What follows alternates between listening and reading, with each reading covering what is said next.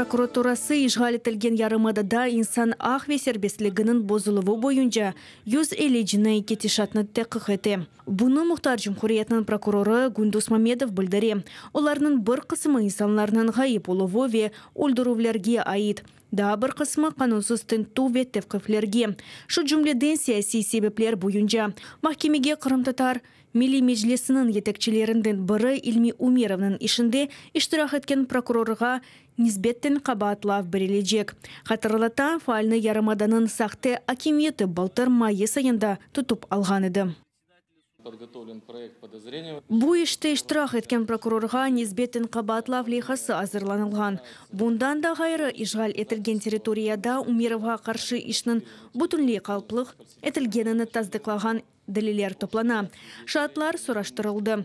Менімже, яқын вақытта тек прокурорға дегілді, махкемеджілерге де қаршы қабатлав ақында айтып олырмыз.